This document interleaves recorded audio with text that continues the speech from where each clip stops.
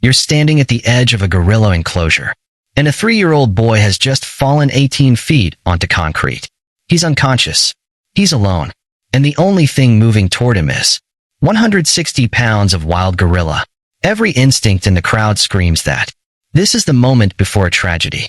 Somebody's phone is already recording what they assume will be a horror story.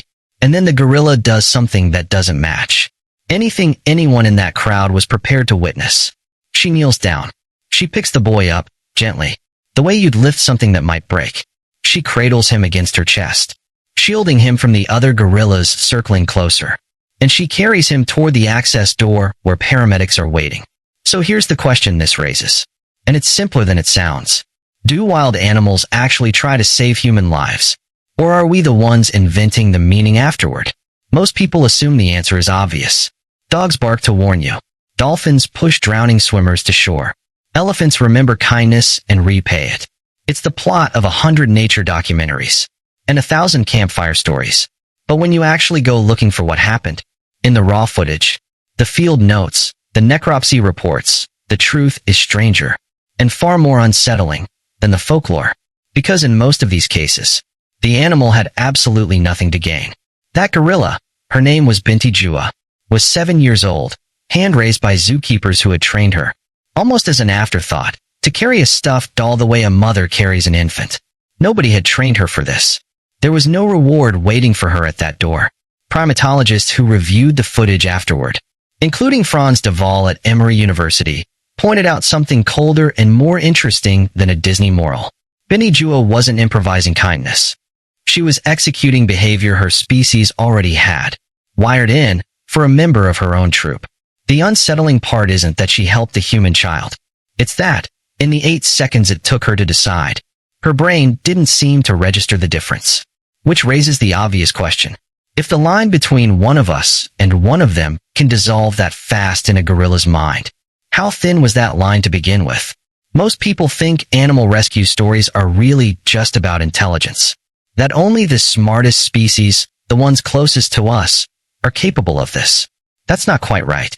Some of the most well-documented cases involve an animal that has never once been mistaken for sentimental. The humpback whale. In 2009, marine ecologist Robert Pittman was working off the coast of Antarctica when he watched a pod of orcas, the ocean's most efficient predator, knock a Weddell seal off an ice floe and into open water. What happened next didn't fit any existing model of whale behavior. A humpback surged in, rolled onto its back, and lifted the seal directly onto its chest, out of the water, holding it there with its pectoral fin until the orcas gave up and moved on. Pittman assumed it was a fluke. Then he started asking around. By the time he and his colleagues published their findings in the journal Marine Mammal Science in 2016, they had assembled 115 documented interactions of humpback whales interfering with orca hunts. Not just of seals, but of sunfish, gray whale calves, and in at least one case, a human diver caught in the middle of a predation attempt. In nearly all of them, the humpbacks gained nothing. No food, no mate, no territory. They simply positioned their enormous bodies between predator and prey and stayed there, sometimes for over an hour, absorbing the risk themselves. Here's what's fascinating. Humpback whales don't just do this for other humpbacks. They don't even do it only for other whales. Pittman's research suggests something closer to a generalized, almost reflexive intolerance for watching a predation event unfold nearby.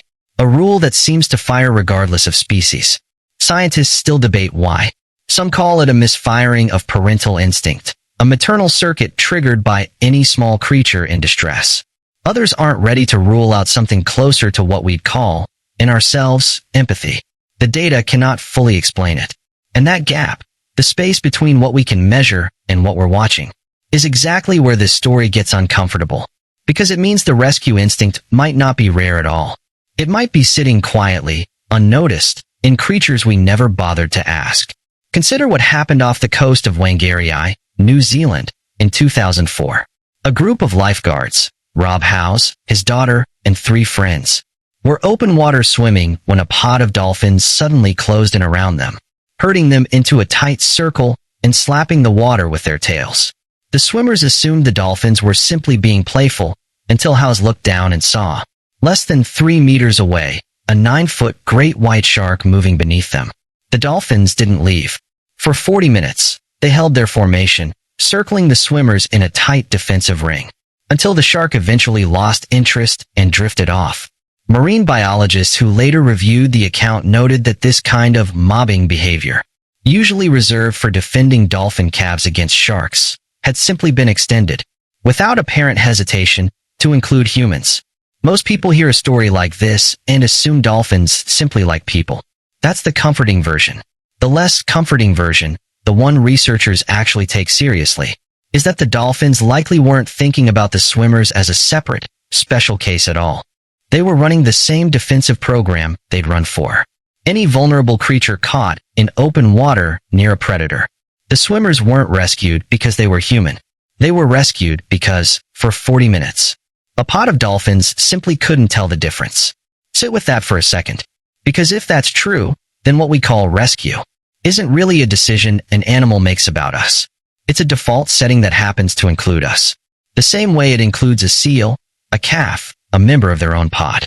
We are not being chosen. We are being caught in the blast radius of an instinct that was never designed with us in mind. But then there's the fourth case, the one that doesn't fit that explanation at all. Because this one involved memory and time and something that looked less like reflex and more like debt being repaid. In 2014, in a village bordering Kaziranga National Park in Assam, India, an elephant herd encountered a woman who had been part of a community effort years earlier to rescue an injured calf from a flooded river and nurse it back with the forest department's veterinary team. Forest rangers who had tracked the herd for over a decade reported that when the same matriarch later encountered villagers during a night crossing near the woman's home, the herd altered its path, moving quietly around the settlement rather than through it. The kind of avoidance normally reserved for other elephants they'd learned to trust rather than fear. Elephant researchers, including Joyce Poole, who has spent over 4 decades studying elephant behavior in the field, have documented dozens of cases like this.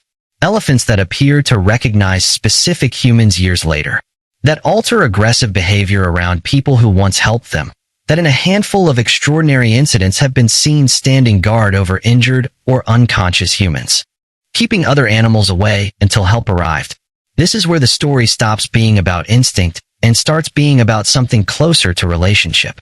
Elephants have one of the longest memories in the animal kingdom, tied to a brain structure, a hippocampus proportionally larger than our own, built for exactly this kind of long-term social bookkeeping. They don't just react to a crisis in front of them. They remember who you were the last time your species crossed their path, which means, somewhere out there, there may be elephants alive right now who are extending patience to humans they've never personally met, simply because of what our species did once for one of theirs. Now here's something genuinely bizarre, and it's the detail that unsettles researchers more than any single rescue story on its own. None of these 4 species share a recent common ancestor with each other, let alone with us. A gorilla, a whale, a dolphin, and an elephant arrived at something that looks remarkably like the same impulse.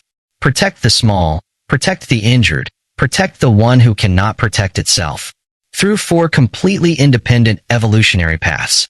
That's not a coincidence biologists are comfortable with. When the same trait shows up, unconnected, across wildly different branches of the tree of life, it usually means that trait is doing something extremely important for survival. Which means the instinct to rescue a stranger, even a stranger of a different species, isn't a happy accident. It's structural, it's load-bearing, and it's not always rewarded. In Pittman's whale research, some of the interfering humpbacks sustained real injuries. Rake marks from orca teeth, exhaustion from sustained defensive posturing, all in defense of an animal that offered nothing back. The dolphins in New Zealand risked direct confrontation with an apex predator for creatures that couldn't communicate thanks, couldn't reciprocate, couldn't even fully register what had just happened to them. Binti Jua got no reward beyond the one she'd already been conditioned to expect, a doll to carry. The cost was real. The benefit, in any evolutionary accounting we understand, was close to zero. Scientists are careful with that word, altruism, because it implies intention. And intention is nearly impossible to prove in a non-human mind. But researchers are increasingly uncomfortable dismissing what they're seeing as pure coincidence, too. The behavior keeps showing up. It keeps costing something.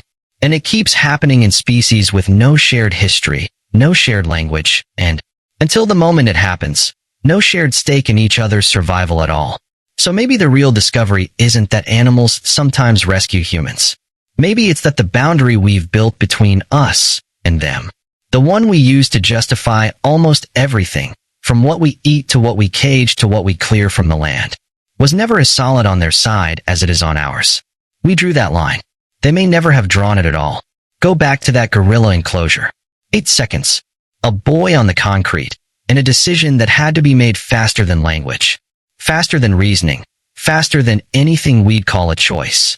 In that gap, the 8 seconds before Binti Jua moved, there was no human, no gorilla. There was only something small and hurt, and something large enough to help. We built an entire species-wide identity on the idea that we are separate from the rest of the living world. Chosen. Apart. The only ones capable of crossing a line to save a stranger. The animals never got that memo.